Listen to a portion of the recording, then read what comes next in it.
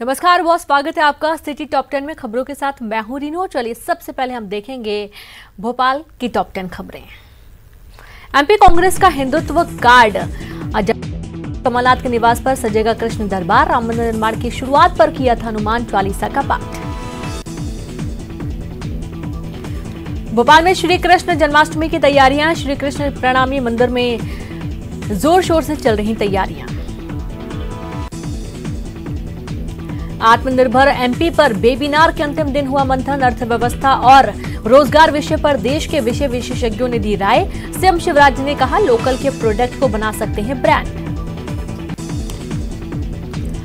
20 से 50 के फॉर्मूले पर सख्त हुई सरकार। 20 साल की नौकरी और 50 की उम्र पार कर चुके कर्मचारियों का परफॉर्मेंस होगा चेक।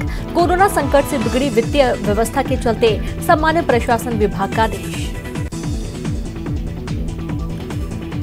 कांग्रेस को बूथ मैनेजमेंट के गुर सिखाएगी कांग्रेस सांसद करुणा शुक्ला। 20 अगस्त से शुरू होगा प्रशिक्षण। करीब 1 महीने तक उपचुनाव वाले हर विधानसभा क्षेत्र में चलेगा प्रशिक्षण।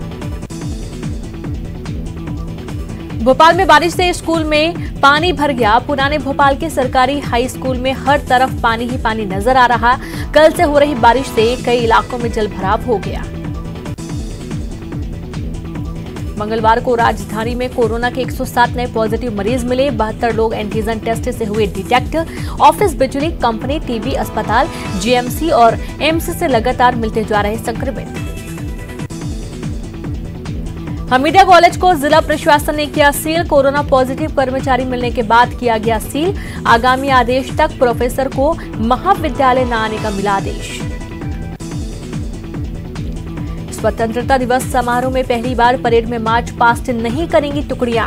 अब तक परेड में 18 टुकड़ियां होती थी शामिल और इस बार केवल 8 दल ही परेड में रहेंगे मौजूद। स्काउट गाइड, एनसीसी, शौर्य दल की टुकड़ी नहीं होगी परेड में शामिल। मध्य प्रदेश में उत्तर पूर्व से उत्तर पश्चिम में बन रहा लो प्रेशर एरिया। राजधानी भोपाल में बरसेंगे बदरा। अगले 24 घंटों के लिए 18 जिलों में भारी बारिश का येलो अलर्ट मौसम विभाग ने किया जारी। और चलिए अब रुक करते हैं इंदौर टॉप 10 खबरों की तरफ, जहां मशहूर शायर राहत इंदौरी का निधन हुआ। अरविंद अस्पताल में उन्होंने अंतिम सांस ली। कोरोना का चल रहा था इलाज। शुगर और हार्ट पेशेंट थे राहत इंदौरी। निमोनिया के चलते फेफड़े में हो गया था इन्फेक्शन। इंदौर में जन्माष्टमी के मौके पर कांग्रेस पार्टी ने एक पोस्टर जारी कर पूर्व सीएम कमलनाथ को बताया अर्जुन। कांग्रेस के प्रदेश सचिव राकेश सिंह यादव द्वारा जारी पोस्टर में कहा गया कि मध्य प्रदेश में कौरवों का सर्वनाश महान योद्धा अर्जुन करेंगे। इतना ही नहीं, पोस्टर में सिंधिया को दुर्योधन भी बताया गया। अपनी मांगों को लेकर हड़ताल कर रहे ट्रांसपोर्ट एसोसिएशन ने आज इंदौर बाईपास पर चक्का जाम किया और सड़कों पर बैठकर सरकार के खिलाफ नारे लगाए। इस दौरान ट्रकों के हॉर्न बजाकर अपना विरोध प्रदर्शन किया।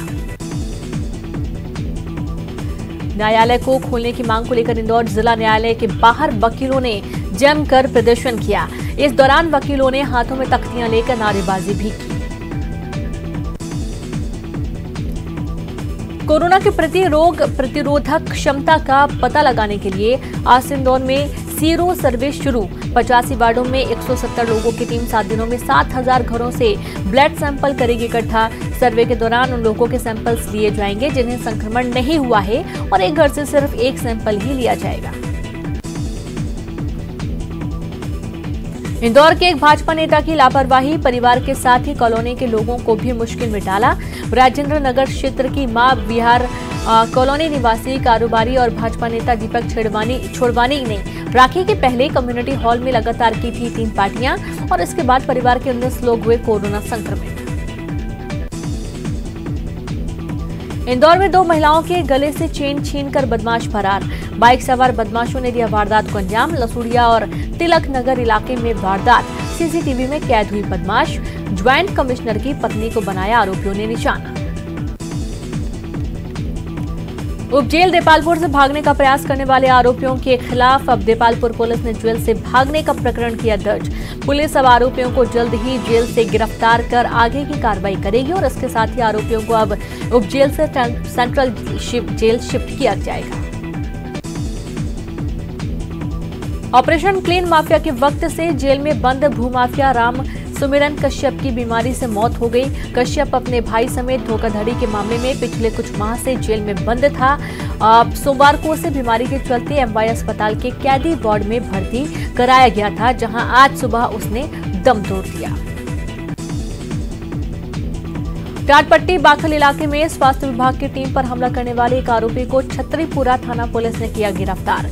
टाटपट्टी बाखल इलाके में कोरोना संदिग्ध के सैंपल लेने गई टीम पर आरोपियों ने हमला बोल दिया था, तभी से यह आरोपी लंबे वक्त से फरार था।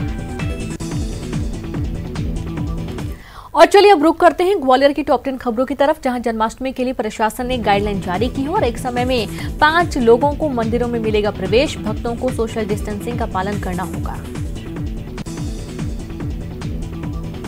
कांग्रेस के प्रदेश उपाध्यक्ष ब्रजमोहन परिहार का कोरोना से निधन हुआ। परिहार का दिल्ली के मेदांता अस्पताल में आज सुबह निधन हुआ। पिछले महीने ही परिहार को कांग्रेस ने प्रदेश उपाध्यक्ष बनाया था। ग्वालियर में भी ट्रांसपोर्टर की हड़ताल जारी। जिले में 1000 ट्रकों के चक्के थमे। ट्रांसपोर्टर की हड़ताल के चलते फल और सब्जियों के दामों में भारी उछाल आया। आम आदमी पार्टी ने आज ठेला व्यापारियों के साथ निगम कमिश्नर को ज्ञापन सौंपा। ठेला कारोबारियों ने मदाखलत अधिकारी शशिकांत शुक्ला की वसूली के विरोध में ज्ञापन दिया। ठेला व्यापारियों ने मदाखलत अधिकारी की निलंबित करने की मांग की है। ग्वालियर के कोविड अस्पताल में भर्ती मरीज गीत संगीत के जरिए कर रहे हैं मनोरंजन। आईटीएम हॉस्पिटल में मरीजों के गाना गाते वीडियो वायरल हुए। वीडियो में मरीज गाना गा रहे हैं और एक्टिंग भी करते दिखाई दिए। सुपर स्पेशलिटी हॉस्पिटल से छलांग लगाने वाली मरीज के बारे में नया खुलासा हुआ। धर्मेंद्र की 4 साल पहले हुई थी किडनी ट्रांसप्लांट। कोरोना से डिप्रेशन और पारिवारिक परिस्थितियों के चलते जान देने की थी कोशिश। अस्पताल में भर्ती धर्मेंद्र की हालत स्थिर। लॉकडाउन ने पति पत्नी के बीच होने वाले तलाक को रोका। पति पत्नी के चरित्र पर संदेह करता था और वह उससे 1.5 साल से अलग रह रहा था। 1.5 महीने साथ रहने के दौरान पति और को एहसास हुआ कि पत्नी पर वह बेकार शक करता है। आखिर में पति ने तलाक की अर्जी वापस ले ली। ग्वालियर के बाहरी इलाकों के बाद अब शहर में भी सिटी बस चलेगी। 15 अगस्त से शहर में सिटी बसें दौड़ेंगी। हजीरा किला गेट, फूलबाग, मार्ग महाराज रूट पर चलेंगी बसें। मॉनसून सीजन में भी मेंटेनेंस के चलते हो रही बिजली गुल। ग्वालियर से 3 दिन में 5389 शिकायतें पहुंची। अघोषित बिजली कटौती की है शिकायतें। ग्वालियर में मंगलवार को जोरदार बारिश हुई। बारिश के चलते शहर की सड़कें हुई लबालब। अब तक 285 मिलीमीटर बारिश हुई दर्ज। तो ग्वालियर के बाद अब देखेंगे जबलपुर की टॉप 10 खबरें, जहां जबलपुर में मेडिकल अपशिष्ट नियम का पालन नहीं करने पर एनजीटी नई दिल्ली का सख्त आदेश। प्रदेश में 2 माह के भीतर नियम का पालन न करने पर देना होगा भारी भरकम जुर्माना। प्रतिमाह देना होगा 1 करोड़ का जुर्माना। कोरोना काल में मेडिकल वेस्ट पीपीई किट्स के डिस्पोजल में नियमों का पालन करने की सख्त हिदायत। सेना के रिज रोड का गेट बंद करने के मामले में मध्य प्रदेश हाईकोर्ट में सुनवाई हुई और इस दौरान हाईकोर्ट ने कैंट बोर्ड से पूछा कि वह रिज रोड के रखरखाव में कितनी राशि खर्च करते हैं। अगली सुनवाई 24 अगस्त को होगी। प्रदेश सरकार और परिवहन विभाग की नीतियों से नाराज होकर प्रदेश के ट्रक ऑनर्स 3 दिवसीय हड़ताल पर। सोमवार से शुरू हुई हड़ताल के दौरान प्रदेश में लगभग 7 लाख ट्रकों के पहिए जाम हुए, जिससे परिवहन और आवश्यक वस्तुओं के परिवहन पर असर दिखना शुरू हो गया। अयोध्या में राम मंदिर निर्माण के शिलान्यास के बाद अब मस्जिद निर्माण का मुद्दा उठा। जबलपुर के मुस्लिम नेताओं ने सुन्नी सेंट्रल वक्फ बोर्ड और Indo Islamic cultural foundation trust को पत्र लिखा। जबलपुर में पिछले 2 दिन हुई तेज बारिश के बाद जगह जगह जल भराव की स्थिति। लोगों को परेशानी हो रही है। कुछ स्थानों पर पानी के चलते लोग हादसे का भी शिकार हुए। शहर में 100 से ज्यादा पुरानी इमारतें हो सकती हैं कभी भी धराशायी। निगम नहीं कर रहा कोई कार्रवाई। बरगी बांध के कैचमेंट एरिया में अच्छी बारिश होने से बांध का जलस्तर अब धीमे धीमे बढ़ने लगा। बांध का जलस्तर 416.20 मीटर पर पहुंचा। 24 घंटे में करीब 40 सेंटीमीटर पानी बरगी बांध में जमा हुआ।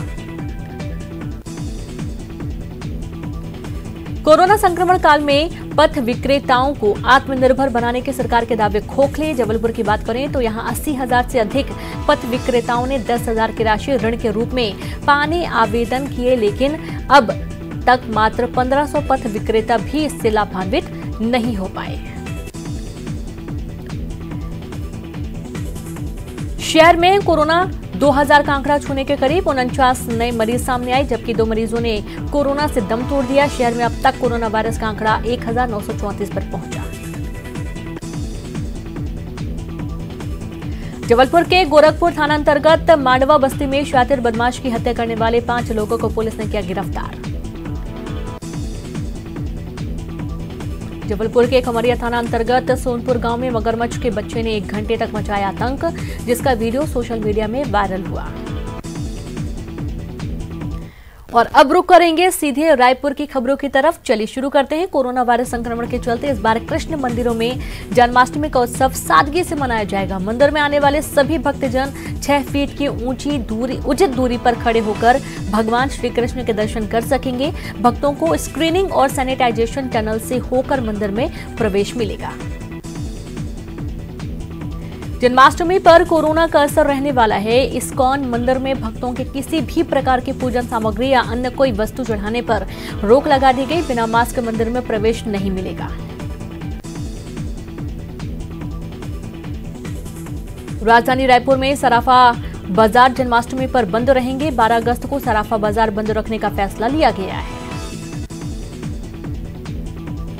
कोरोना संक्रमण रोकने के लिए अब आबकारी विभाग ने लिया बड़ा फैसला। 19 अगस्त तक बंद रहेंगे होटल, रेस्टोरेंट और बार। सभी कलेक्टरों को दिए गए निर्देश।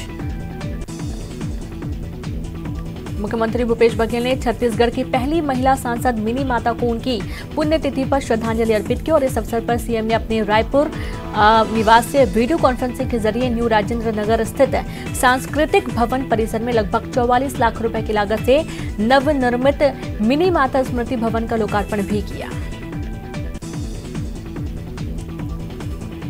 रायपुर कांग्रेस ने पूर्व सीएम रमन सिंह पर लगाए आरोप। रमन सिंह पर आय से कई गुना अधिक संपत्ति बनाने का आरोप। वीणा सिंह की भी संपत्ति में हुई बेतहाशा वृद्धि। घोटाले का पैसा विदेशी खातों में जमा किए जाने के आरोप। रायपुर नगर निगम में सामान्य सभा आयोजित करने की मांग को लेकर बीजेपी पार्षदों ने सभापति प्रमोद दुबे से की मुलाकात। सभापति से संवैधानिक अधिकारों का उपयोग कर सामान्य सभा आयोजित करने की मांग। इधर महापौर एजाज ढेबर ने दी दलील, सोशल डिस्टेंसिंग के साथ ही सभा का आयोजन करना संभव नहीं। छत्तीसगढ़ में कोरोना का कहर जारी। 24 घंटे में 477 नए मरीज मिले और रायपुर से सर्वाधिक 219 नए मरीज मिले। कोरोना से 3 लोगों की हुई मौत। केंद्रीय विद्यालय का पालकों ने घेराव किया। 11वीं कक्षा में बच्चों को साइंस विषय में प्रवेश नहीं दिए जाने से पालक हैं नाराज। रायपुर में शराब दुकान में 16 लाख रुपए से अधिक का गबन करने वाले 4 कर्मचारियों के खिलाफ पुलिस ने मामला दर्ज किया। और चलिए अब रुक करेंगे दुर्ग टॉप 10 खबरों की तरफ, जहां दुर्ग नगर निगम के महापौर धीरज वाकलीवाल भी कोरोना संक्रमित पाए गए। महापौर धीरज वाकलीवाल ने अपने सभी साथियों से जो संपर्क में आए हैं कोरोना जांच करवाने का आग्रह किया है।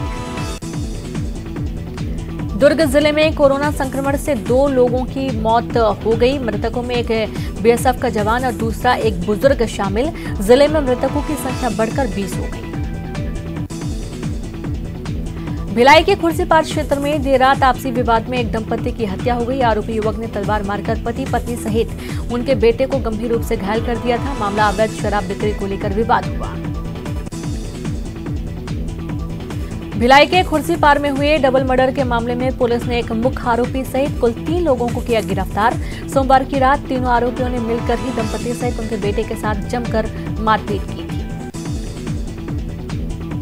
दुर्ग के पोटिया कला में एक युवक ने फांसी लगाकर आत्महत्या कर ली। बताया जाता है कि युवक कुछ समय से उसका विवाह नहीं होने के कारण परेशान था। वहीं वो नशे का भी आदी था। पुलिस मामले की कर रही जांच।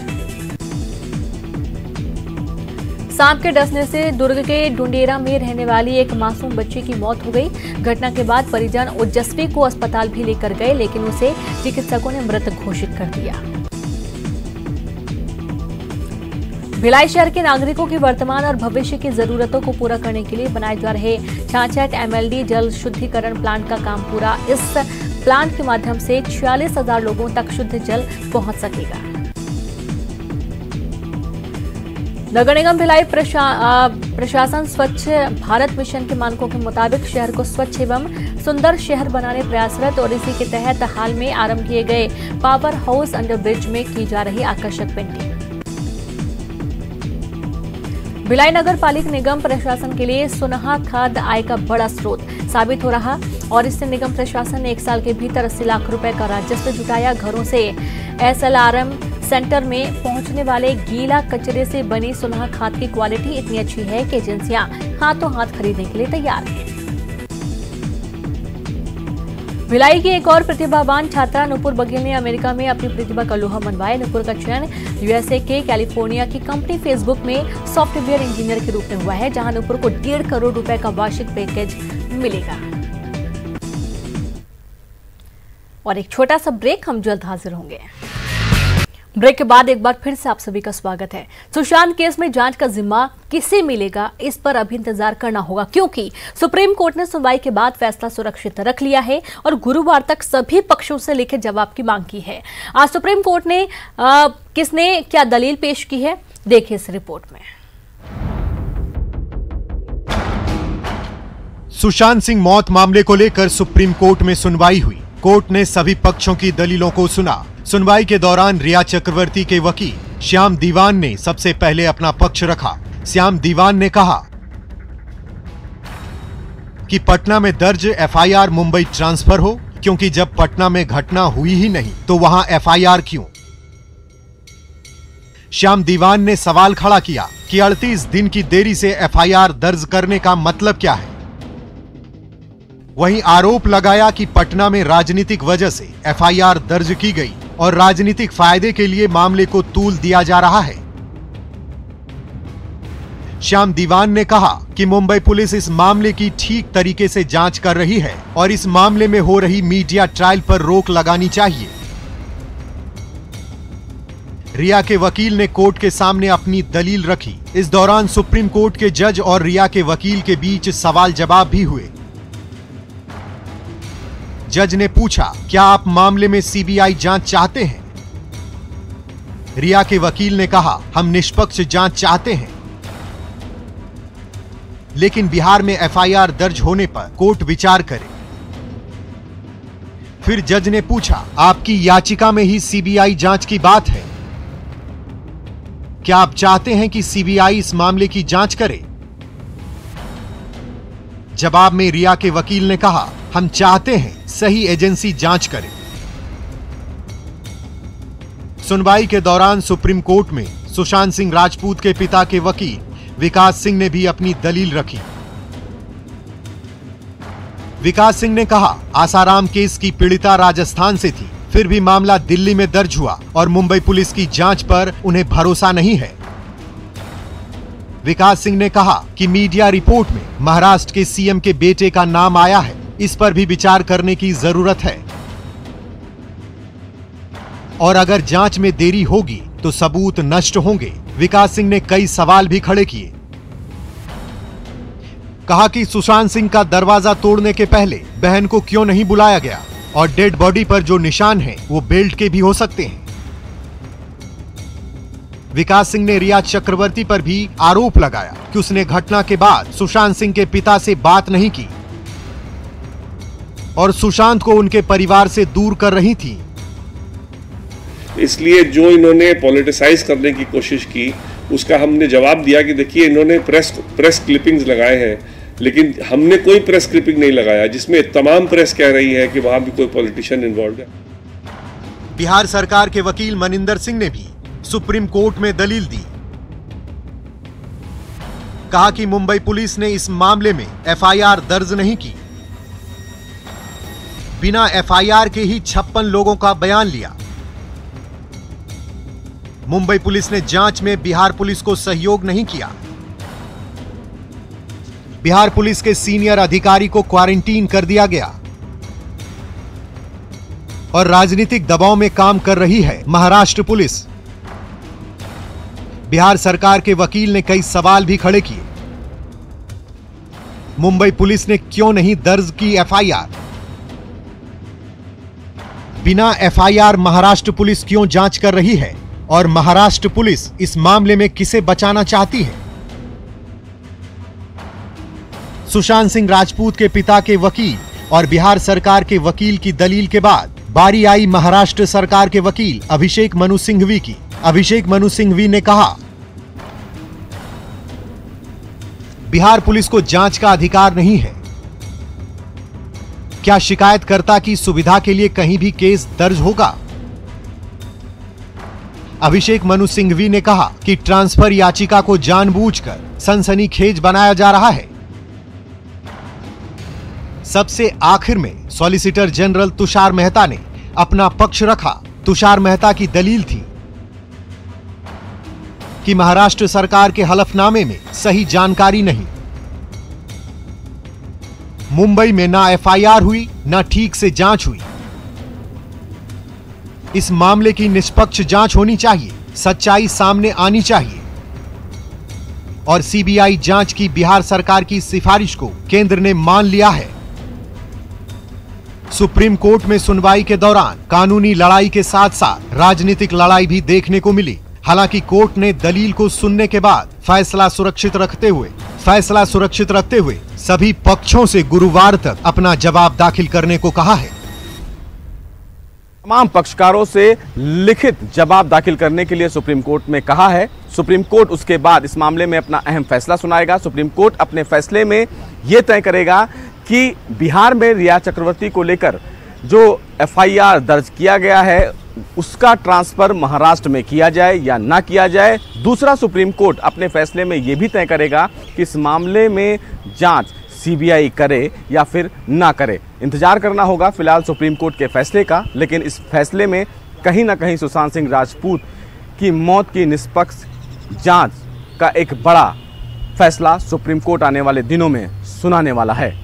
कैमरामैन जगदीश गौतम के साथ सुशील पांडे, न्यूज़ 18 दिल्ली।